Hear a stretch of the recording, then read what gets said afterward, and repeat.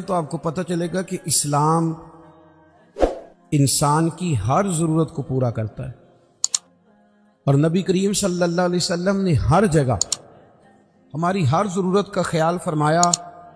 اگر آپ دین کو پڑھتے جائیں گے تو آپ کو ذرا بھی دائیں بائیں دیکھنے کی ضرورت نہیں پڑے گی۔ سمجھ آ رہی ہے میری بات؟ یہ بال داڑھی کا حصہ ہے، اس کا بھی ذکر ہمارے بزرگوں نے کر دیا۔ داڑھی کتنی ہونی چاہیے اس کا تذکرہ بھی۔ ایک سوال مجھ سے پوچھا گیا ہے کہ بعض بچے داڑھی کا ڈیزائن بناتے ہیں۔ بھائی مسئلہ یہ ہے، یاد رکھنا ہمیشہ، ایک بندہ سنت پر عمل نہیں کرتا وہ گناہگار ہے، اور ایک سنت کو سنت سمجھ کے مذاق اڑائے تو کافر ہے۔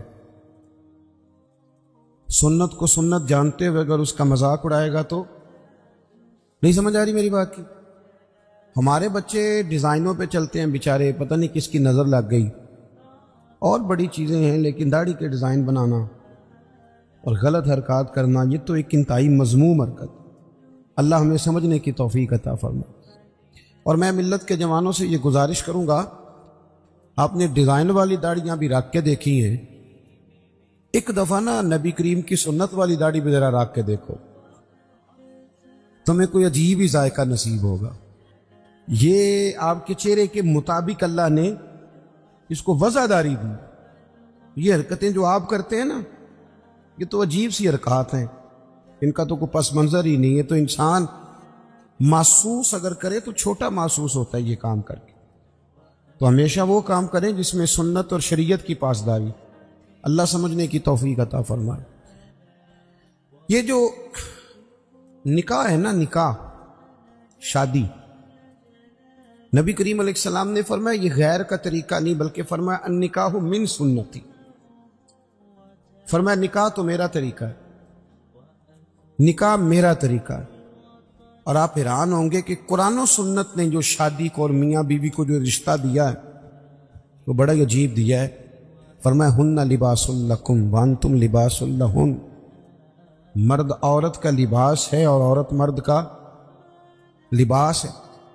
سردی گرمی میں بھی لباس جسم کی حفاظت کرتا ہے، سردی گرمی کے لحاظ سے بھی حفاظت کرتا ہے۔ مرد عورت کی حفاظت کرتا ہے، دکھ میں، تکلیف میں، غربت میں، پریشانی میں۔ عورت بھی مرد کی حفاظت کرتی ہے، اس کے بچوں کی، اس کے گھر کی، اس کی نشانیوں کی۔ پالتی تو ماں ہی ہے نا بچے، بولیں بلدیت کس کی لکھی جاتی؟ ابا جی کی۔ جانشین، سجادہ نشین، وارث، وہ کون کس کا ہوتا ہے؟ وہ ابا جی کا۔ لیکن پالتی پوستی کون ہے؟ اماں جی۔ ابا جی اماں کو بچے دے کے روز گھر سے جاتے ہیں، فلانی جگہ جا رہا ہوں بچے سنبھال، فلان جگہ جا رہا ہوں بچے تیرے۔ کبھی ایسا بھی ہوا ہے کہ اماں کہے میں ذرا 15 دنوں کے جا رہی ہوں کہیں، تو بچے تم رکھ لو؟ ہوتا ہے ایسے؟ تو مرد عورت کا حقوق کا خیال کرتا ہے، عورت مرد کے حقوق کا۔ نبی پاک صلی اللہ تعالیٰ علیہ وسلم نا بڑا خیال کرتے تھے۔ ہمارے ہاں تو یہ ہوتا ہے نا، جو کسی کا غلام ہوتا ہے وہ بیچارہ ساری زندگی غلام ہی رہتا ہے۔ وزیر صاحب بھی، پیر صاحب بھی خدمت کراتے رہتے ہیں ساری زندگی، لیکن اس بیچارے کا خیال نہیں کرتے۔ میں اکثر کہا کرتا ہوں کہ جب تک کسی پیر کے آستانے پہ جھاڑو دے تب تک تو منظور نظر مرید ہوتا ہے، اور اگر اس بیچارے پہ قرضہ چڑھ جائے تو پیر صاحب کہتے ہیں یہ اس کا ذاتی معاملہ ہے۔ جب تیرے گھر میں جھاڑو دے رہا تھا پھر ذاتی معاملہ نہیں تھا؟ جب تک وہ ایم پی اے کے پوسٹر چھپوا رہا ہو، ساری ڈیوٹیاں کر رہا ہو، تب تک تو وہ سیاسی کارکن۔ اور اگر اس بیچارے کے گھر میں غربت آ جائے، اس پہ کوئی مقدمے بازی ہو جائے، کہیں الجھ جائے، تو پھر کیا کہتے ہیں؟ اس کا ذاتی۔ اب کیسے ذاتی معاملہ ہو گیا؟ میرے عزیز، میرے محبوب کریم علیہ السلام کا طریقہ مبارکہ تھا، کسی پہ قرضہ چڑھتا تو حضور اس کا بھی خیال کرتا، کوئی بیمار ہوتا تو حضور تیمارداری کرنے جاتا۔ کیا خوبصورت لفظ ہیں بخاری کے۔ حضور نے فرمایا میرا کوئی امتی انتقال کر جائے، اگر پیسے چھوڑ کے جائے، ترکہ چھوڑ کے جائے، مال چھوڑ کے جائے، تو فرمایا اس کے وارثوں میں بانٹ دینا، لیکن اگر اس کے ذمے قرضہ ہونا تو میرے پاس آ جانا، میں اپنی امتی کا قرض ادا کر دوں گا، میرے پاس آنا، میں قرضے دوں گا۔ یہ محبوب کریم نے بیان۔ تو حضور نے ذرا خیال کرتے، توجہ حضرت ربیہ بن کعب یہ نا نبی پاک صلی اللہ علیہ وسلم کو وضو کراتے تھے، پر مزے کی بات ہے وضو بھی تہجد والا کراتے تھے۔ کون سا جی؟ بول کے بتائیے، سمجھ آ رہی ہے آپ حضرات کو؟ کون سا وضو کراتے تھے؟ تہجد کا وضو کراتے تھے۔ یہ وہی ہے جن سے حضور نے فرمایا چل ربیہ کچھ مانگ لے۔ بڑے سیانے تھے، کہنے لگے یا رسول اللہ جنت میں وہ والا مکان چاہیے جس کے پڑوسی آپ ہوں، جس کے پڑوسی آپ، وہ والا مکان۔ ایک دن نا نبی کریم صلی اللہ علیہ وسلم نے ان سے فرمایا ربیہ شادی کیوں نہیں کرتے؟ ربیہ بولیے۔ وہ مجھے ایک صاحب ایک دفعہ مل گئے، کہنے لگے مینوں میرے حضرت صاحب ڈکیا سی بیاہ نہ کریں۔ میں کہوں نا آپ کیتا ہے کہ نہیں؟ انہوں نے دو کیتے ہیں، تو میں کہ تینوں کل ہی ڈکیا سو۔ عجیب فلسفہ ہے نا، یعنی کسی اور کے لیے فقر کا حکم ہے، ہمارے لیے یہ کس قسم کی فقیری ہے؟ عجیب مزاج ہے نا یہ۔ یہاں تو کوئی مقاصد ہو، اللہ تعالیٰ سمجھے، سمجھنے کی توفیق عطا فرمائے۔ اللہ تعالیٰ ہمیں توفیق دے کہ ہم اس بات کا خیال کریں، لیکن مزاج ہے ہمارا۔ بہرحال آمدام برسر مطلب حضور نے فرمایا ربیہ شادی کیوں نہیں کرتے؟ تو کہنے لگے یا رسول اللہ نہ تو دولت ہے، نہ مال ہے، نہ گھر ہے حضور، نہ نوکری ہے، اور پھر رنگ روپ بھی کوئی نہیں، میرا روپ بھی نہیں تو میرا رنگ بھی نہیں، تو میں نو یار مناؤن دا ٹنگ بھی نہیں۔ حضور کچھ پتہ ہی نہیں، کون مجھے رشتہ دے گا؟ حضور خاموش ہو گئے۔ دوسرے دن پھر وضو کرانے آئے تو محبوب نے پوچھا ربیہ شادی کیوں نہیں کرتے؟ عرض کرتے ہیں کہ یا رسول اللہ نہ گھر مکان، نہ جائیداد، نہ کوئی اور شے، کون رشتہ دے گا؟ حضور علیہ السلام خاموش ہو گئے۔ ایک بڑی خوبصورت بات لکھی ہے صاحب سیرت النبویہ ڈاکٹر احمد عبد الرزاق، وہ لکھتے ہیں کہ حضرت ربیہ بن کعب کہتے ہیں جب دوسرے دن بھی میں نے منع کر دیا نا تو میرے دل میں خیال آیا ربیہ تو بڑا عجیب آدمی ہے، جب نبی پاک فرماتے ہیں شادی کر لے، سمجھ آ رہی ہے نا آپ کو؟ جب حضور فرماتے ہیں شادی کر لے تو یہ دلیلیں کیوں دیتا ہے؟ تجھے تو چاہیے تو کہہ دے حضور جیسے دل کرتا ہے ویسے کر لے۔ ایک غلام کے لیے حضور بندوبست کر، جیسے دل کرے ویسے۔ کہتے ہیں میں تیسرے دن ارادہ کر کے گیا کہ آج حضور نے پوچھنا ہے تو میں نے بتا دینا، پر سارا ہی وضو ہو گیا، اللہ کے نبی نے پوچھا ہی نہیں۔ میرے دل میں خیال تھا آپ پوچھیں گے، وضو مکمل ہو، لیکن حضور نے پوچھا۔ کہتے ہیں اب حضور میں اب کھڑا ہوں، محبوب فرمانے لگے ہو گیا وضو جاؤ۔ فرماتے ہیں میں پلٹ کے دیکھتا ہوں، دروازے سے باہر گزرنے لگا نا تو ایک دفعہ میں نے پھر پلٹ کے دیکھا، محبوب اپنے معاملات میں مشغول تھے۔ جب میں پیر باہر رکھنے لگا تو آواز دی اور مسکرا کے آواز دی۔ کیا شان ہے بریلی کے امام کی! فرمانے لگے جس کے گچھے سے لچھے جڑے نور کے۔ جب حضور مسکراتے تھے تو یہ نور کے گچھے تھے، دانت، ان میں سے پھر نور نکلتا تھا۔ اعلیٰ حضرت فرماتے ہیں جس کے گچھے سے لچھے جڑے نور کے، ان ستاروں کی نزہت پہ لاکھوں سلام، اور ان کی باتوں کی لذت پہ بے حد درود، ان کے خطبے کی ہیبت پہ لاکھوں سلام، اور جس کی تسکین سے روتے ہوئے ہنس پڑے۔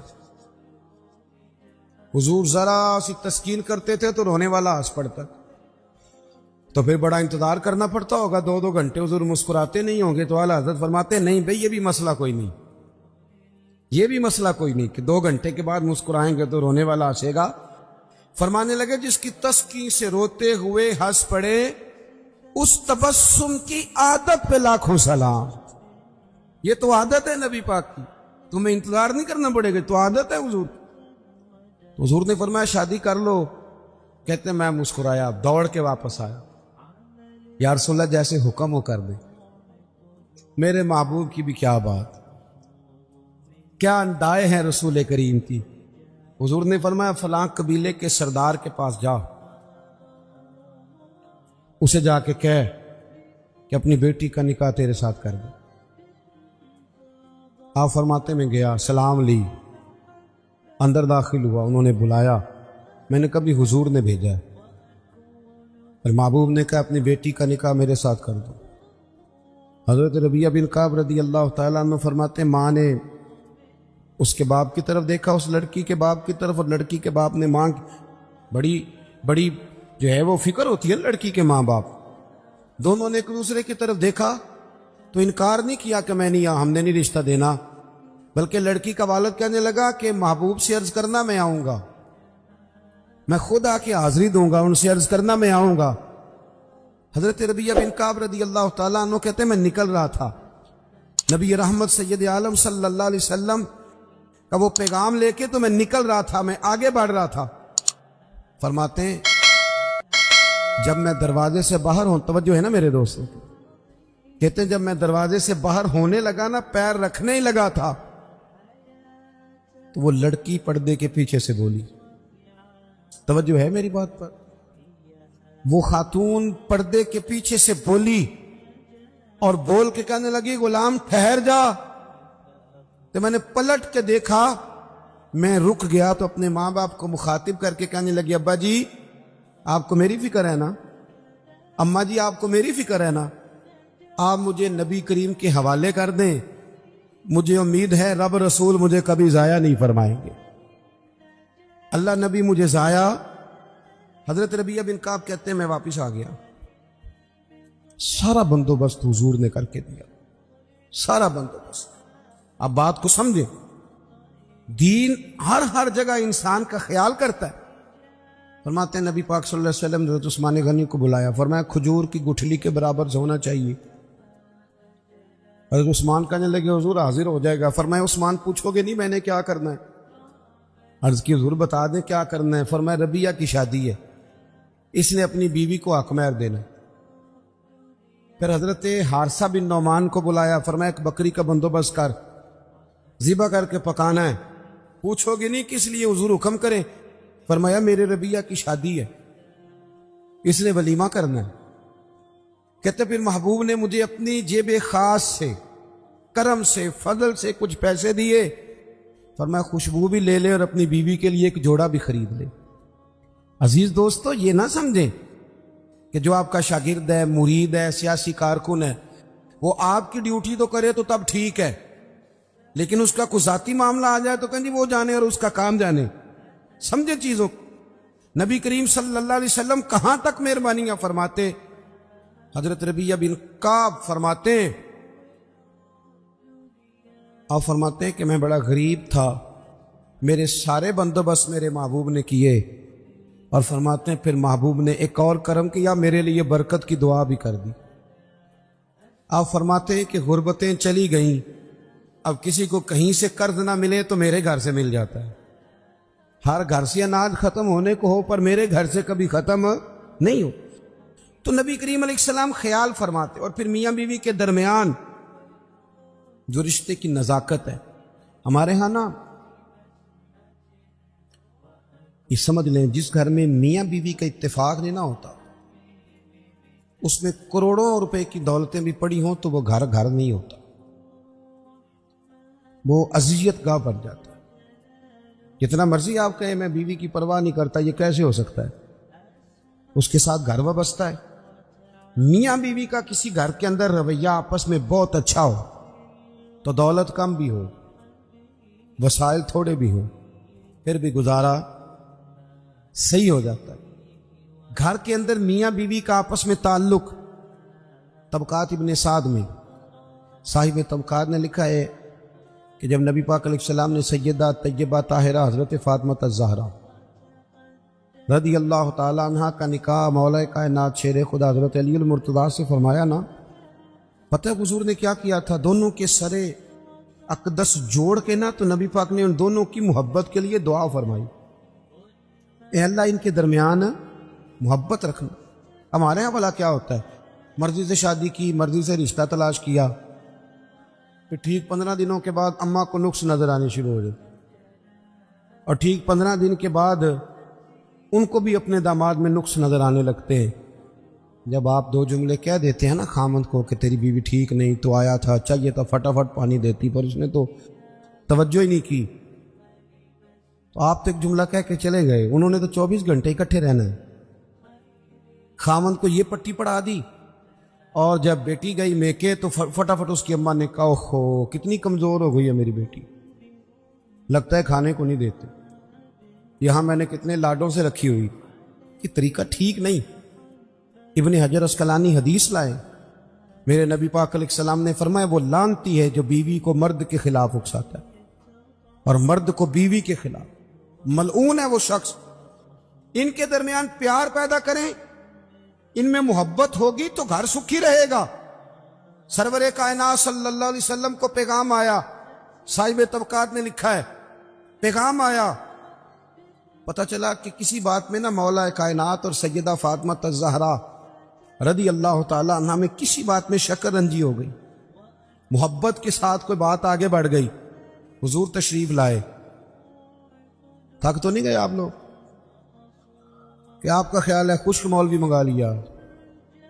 چلے سن تو لینا، میں تو محبت سے آیا ہوں، بڑا لمبا سفر کر کے آیا ہوں، کئی جگہ جا نہیں پاتا، لیکن یہ موقع ایسا تھا میں نے چھٹی کرنا مناسب ہی نہیں سمجھا، میں نے کہا یہاں ضرور پہنچنا چاہیے، تو تھوڑی سی باتیں کرنی ہے، پیار سے سن تو لینا۔ آپ تو گھور رہے ہیں مجھے بیچ بیچ میں سے، یہ کس طرح کی تقریر کر رہا، اللہ آپ کو جزائے خیر۔ سنیں جی، جزاک اللہ، سنیں جی سنیں۔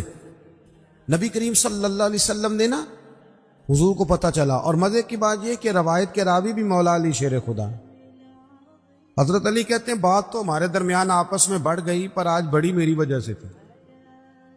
یہ بھی پیار کی بولی ہے نا، یہ بھی محبت ہے نا جی، یہ محبت کی۔ یہاں بھی لوگوں کو بڑے عجیب و غریب قسم کے فلسفے یاد آتے ہیں، بات کر لوں پھر ایک اور بھی کروں گا، مزید بات کھل جائے گی۔ حضرت علی کہتے ہیں حضور کو پتہ چلا محبوب تشریف لائے، حضور نے بات سنی، حضور سمجھ گئے کہ آج بات ذرا علی نے زیادہ بڑھا دی ہے۔ اتنی بھی کسی کی بیٹی لاڈلی ہوگی جتنی نبی پاک کی شہزادی لاڈلی، اتنی بھی کسی بیٹی کی عزت ہوگی جتنی حضور کی صاحبزادی کی عزت ممکن ہے؟ دوستو انہوں نے اکٹھے رہنا ہے، نکاح کے فلسفے کو سمجھو۔ نبی کریم علیہ السلام نے سمجھ لیا کہ بات علی کی وجہ سے بڑی، پر مولا علی فرماتے ہیں نبی پاک نے سیدہ فاطمہ کا بازو پکڑا اور کونے میں لے گئے، فرمانے لگے فاطمہ ضروری نہیں کہ جیسے تم کہو علی ویسے ہی کریں، علی تمہارے شوہر ہیں، تمہیں خیال کرنا ہوگا۔ مولا علی کہتے ہیں میں دور کھڑا تھا، حضور تو بیٹی کو سمجھا رہے تھے پر آنسو میرے نکل رہے تھے، میں دوڑ کے آیا، محبوب کا دست ایک دست پکڑ کے سینے پہ رکھا، میں نے کہا یا رسول اللہ بے فکر ہو کے جائیے، یہاں سے جب بھی خبر آئے گی محبت کی خبر ہی آئے گی۔ دوستو قربتیں، اچھا اس بات کو مزید کھول دوں، صاحب کنز العمال نے حدیث لکھی ہے، حدیث کے راوی خود سیدہ عائشہ صدیقہ ہے۔ ایک دن حضور فرمانے لگے عائشہ ایک بات نہ کروں یا رسول اللہ کریں؟ فرمایا جب تم مجھ سے راضی ہوتی ہو تب بھی مجھے پتہ چل جاتا ہے، اور جب ناراض ہوتی ہو تو تب بھی مجھے پتہ چل جاتا ہے۔ یہاں نا کچھ لوگ بادشاہ سلامت ہیں، بادشاہ سلامت، وہ کہتے ہیں میں اگر کہوں کہ میں تھوڑا بہت اپنے گھر والوں کا بھی خیال کرتا ہوں، بات مانتا ہوں، تو پھر تو لوگ مجھے بہت بڑا بزدل آدمی سمجھے، میری گھر میں بھی کچھ توجہ ہے۔ آپ کا تو نہیں مجھے پتا، ہمارے دیہاتوں میں یہ رواج ہے کہ اپنا بیٹا بھی اٹھا کے بندے باہر نکلنا پسند نہیں کرتے، اپنا بچہ اٹھا کے، کوئی آنکھ نہ چھڑے کہ تیری ہن بال کھڑا دی ڈیوٹی، تینوں روٹی تاں لب دی کہ پہلا بال کھڑا، کہ کیسی عجیب بات کرتے ہو۔ اگر اللہ کے نبی نواسوں کو گردنوں میں اٹھا کے گھومتے، گردن مبارک پر رکھ کے گھومتے، بچوں کی محبت تو اصول ہے، آپ سمجھیں اس چیز کو۔ گھر کے اندر اگر آپ تھوڑا بہت کسی جگہ پہ آپ کوئی گھر کے اوپر توجہ کر لیتے ہیں تو گھر کس کا ہے؟ آپ کا ہی ہے نا۔ اتنی کمزوری دکھانا، نبی کریم علیہ السلام نے مسکرا کے کہا عائشہ بتاؤں جب تو راضی ہوتی ہے تب بھی مجھے پتہ چل جاتا، اور جب ناراض ہوتی ہے تب بھی پتہ۔ تو حضرت عائشہ رضی اللہ تعالیٰ نے کہتے میں چپ کے کہا، میں نے کہا حضور میں نے کیوں ناراض ہونا، پر میں بتاؤں صحیح کب ناراض ہوتی ہے؟ یا رسول اللہ آپ اتنا خیال کرتے ہیں حضور؟ فرمایا پھر بتاؤں؟ حضور بتائیں۔ فرمایا عائشہ جب تو ہوتی ہے نا مجھ سے راضی تو قسم اٹھاتی ہے، تو کہتی ہے لا و رب محمد صلی اللہ علیہ، مجھے محمد کے رب کی قسم. اور جب تو ناراض ہوتی کہ تو کہتی ہے لا و رب ابراہیم، مجھے حضرت ابراہیم کے رب کی قسم. کہتی ہو کہ نہیں؟ جناب عائشہ کہتے ہیں میرے آنکھ